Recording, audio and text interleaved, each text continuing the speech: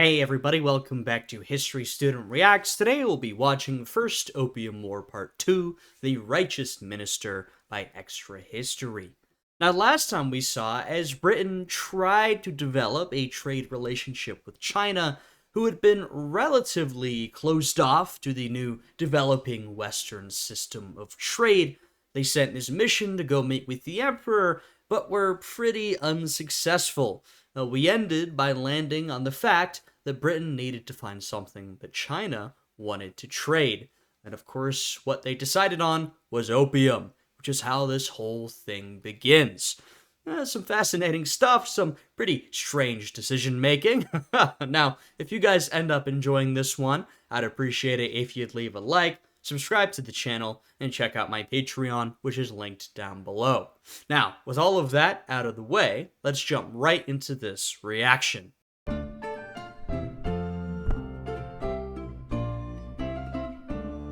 Last we left off, the treasury of the British Empire was flowing into China, and the Honorable East India Company was still reeling under the staggering debt it owed the government for underwriting its military conquests in India. Something needed to be done. Right, we talked about how in this time, having bullion or specie was very important, and what that means is having silver or gold, right? A lot of silver and gold had been coming from the Americas, since the Spanish began colonizing in the late 15th century, but there'd been a bit of a cutoff to a certain extent of that supply for a variety of reasons, and Britain found that it had less specie due to that, and due to the wars they were waging at this time, and they found a lot of that specie was going towards buying tea from China.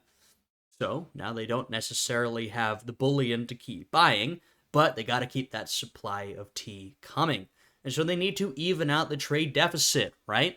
They need to find something that China wants to take from them, but so far, China hasn't been so interested in trading Western goods and importing them. China exports a lot of their stuff, but they're not super interested in importing stuff from foreign countries. And this, once again, is how we land in opium. And of course, the British East India Company plays a role in that at this time, it's almost a state within a state.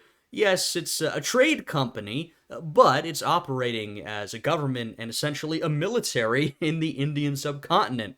And, that incurs a lot of debt, so they need money too, right? So that's what all of this goes back to. And now, of course, we get to the what to do. Well, we'll find out here. They needed to find some tradable good, something other than silver, that the Chinese wanted to import to offset the massive costs of the Victorian need for tea. And the answer they found... And I will say, it sounds a little goofy when you're like, this is all because Britain wanted tea, right? And I mentioned this last time, but of course, tea is a useful consumer commodity, right? People want it. But it's about more than tea, obviously. At this point, the British economy, in some ways, is reliant on their consumption of tea, right? This is a massive part of the economy. It's a massive part of the tax basis for the British government, right? So, it could have been any number of goods. It just so happened with China to be tea, right? So it's not, I know it sounds a little silly when you talk about tea, but this is a very serious economic issue. And you'll see how serious it is from how the British Empire handles it. Import to offset the massive costs of the Victorian need for tea. And the answer they found was opium. By the early 1800s, tea sales in England were unimaginably high. Given the quantity they were importing, the average English household spent about 5% of its income just on tea. The government itself was basically propped up by the tea trade. Because the government had lent the Honorable East India Company so much money to conquer parts of India, and because a huge portion of the East India Company's revenue came from transporting tea from China, the country was even more dependent on the tea trade, as that revenue was being used not only to repay the debt the company had incurred, but to pay interest on it. But even... Yeah, so this is what I'm saying. It's about tea, but obviously it's a lot more than just tea. And as the tea craze was consuming England, the Honorable East India Company was also coming to the realization that their conquests in India weren't realizing the returns they'd hoped. Their plans to grow cotton in India had gone awry as cotton production in the Americas, and especially in Egypt, were on the rise. But it turns out that something else grew really well. Yeah, and interestingly enough, during the Civil War, during the American Civil War, first of all, Britain will be talking with the Confederates a little bit, like, maybe we can support you to keep getting that supply of cotton. But when that doesn't work, they turn to other sources of cotton. India and Egypt is a big one. But in this moment, they're finding cotton production not going super well. There's massively growing cotton production in the American South in particular. So the East India Company is finding its costs are growing. And of course, we know that by the sort of mid-late 1800s, the British government, the empire, will have to take over from the East India Company because it becomes too much for one semi-private corporation to handle on its own. I won't say private corporation because in many ways it was a state in its own right, a military in its own right, but all these issues become so much that the British government has to take over. We're not there yet, but they're already having problems finding profitability in India as this trade corporation. Well, on all that land that they'd planned to use for cotton, poppies. So the East India Company found its solution. Right. They would grow poppies in India, convert them into opium, sell that at a profit in China, use the profit to buy tea, and then sell that at a profit back in Britain. And some would argue that poppy production, aka opium production, is still a part of global decision making today. You can just look at Afghanistan, for example, and some of the countries like the United States involved in Afghanistan over the last couple of decades, anyway. There were only a few problems with this plan. Besides the fact that it meant pushing drugs on an unheard of scale, there was also the issue that opium was technically illegal in China. And the Honorable East India Company, being of course the Honorable East India Company, would never do something illegal. Okay, they would, but they didn't want to risk getting kicked out of China or cut off from its tea. So they said. So, by the way, just so we're clear on this, they've decided that, and of course they're going to go through a lot, they've decided that the solution to their tea issue, which is essentially a bullion or an economic issue, is that they need to grow poppies, make opium, make drugs, and then get them into China somehow. They'd rather not smuggle it, because that's going to be an issue, but plenty of British traders were willing to smuggle in opium. I'm sure we'll see that. Set up a market in Calcutta, basically the part of India closest to China that they controlled. And they said, anybody who wants to buy opium, we're selling it right here. No idea what you might want to do with it, but hey, that's not our business. Who wants some opium? Come on. And then they would let the smugglers handle it from there. So now you've got a bunch of dodgy characters selling drugs in the Middle Kingdom, basically backed by the largest corporation and the largest national economy in the world. And as Indian opium turned out to be even stronger than the domestically grown stuff, everybody wanted it. So opium sales skyrocketed, and by 1835 they were moving roughly 3,064,000 pounds of opium per year into China. And that number was only going to get bigger, because in 1833 the British government decided to finally do away with the Honorable East India Company's monopoly on the opium trade. Now everybody wanted a piece of the action, and opium started flowing into China completely unregulated, increasing supply, driving prices down, and making the substance even more accessible.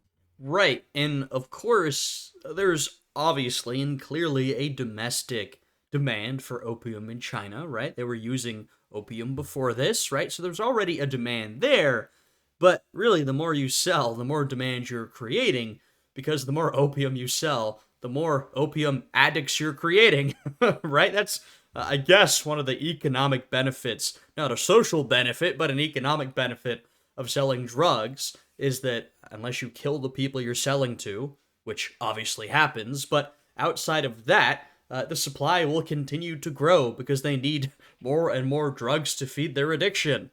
And so, well, like I said, that's an economic benefit that comes to Britain from selling opium.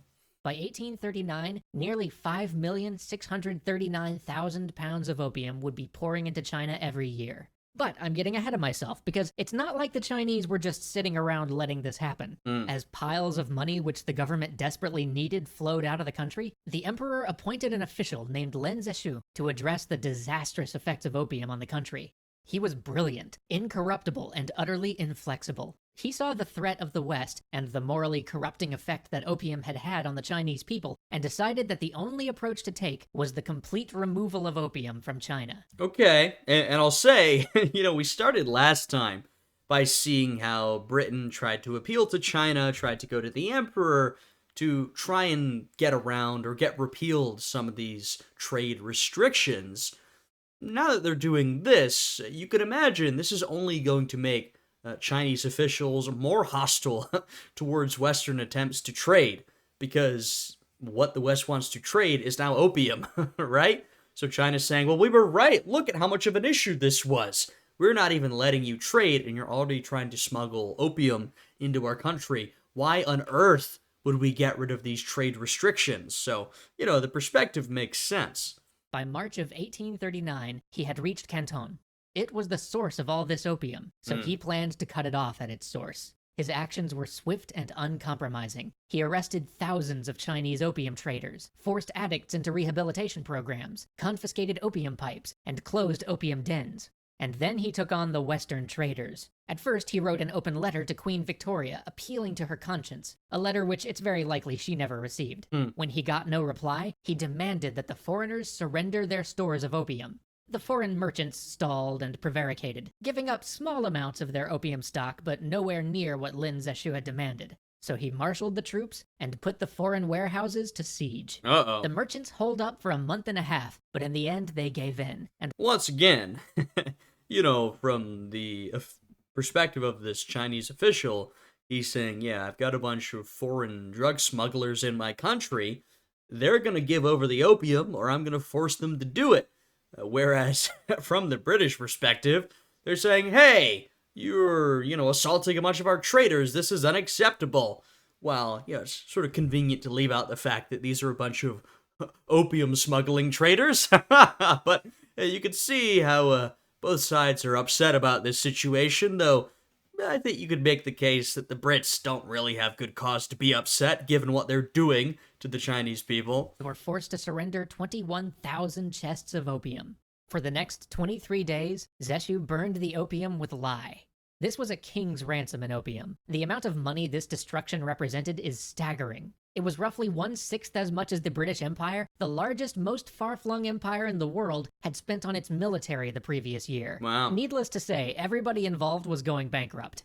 Now, there is some debate over whether the Chinese offered tea in exchange for the surrendered opium, but what is certain is that the merchants never received any tea, and instead the local chief superintendent of British trade, one Captain Charles Elliot, promised the merchants that the British government would cover their losses if they would leave peacefully. Which, of course, the British government absolutely refused to do. I was gonna say, why would they agree to do that? They have, whether explicitly or implicitly, sanctioned this opium trade. Once again, the British government, so far, now when this becomes a war, they're gonna get involved.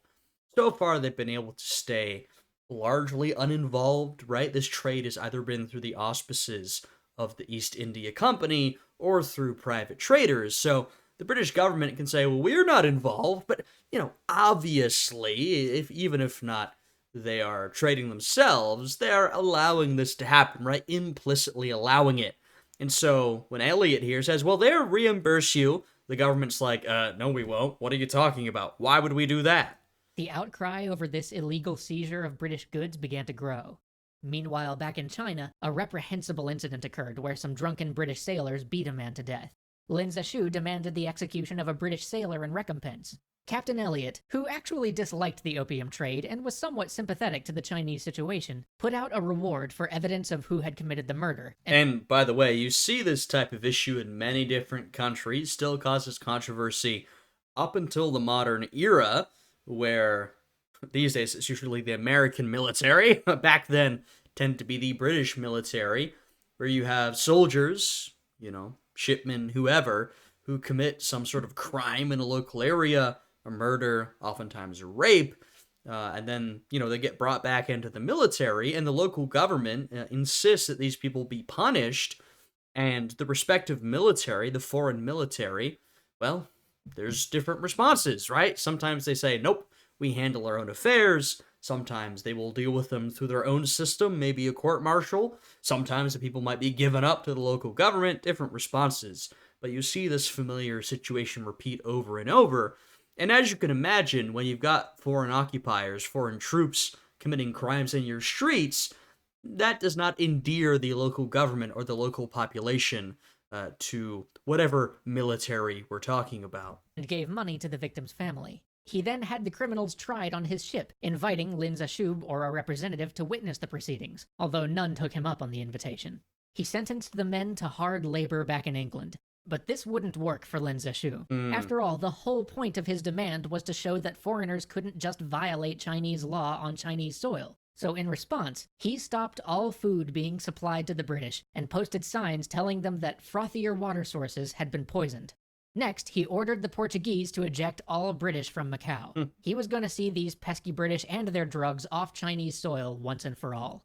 So the British retreated to a barren nothing island off the coast. A barren nothing island that will eventually be known as Hong Kong. Oh, foreshadowing, eh? I mean, we see through the Opium Wars how Britain gets involved in China, involved in Hong Kong in particular. Of course, Britain only gave up its control of Hong Kong in the 90s, I believe, right? So pretty recently. And even then, there was this agreement about how China would sort of slowly reassert control.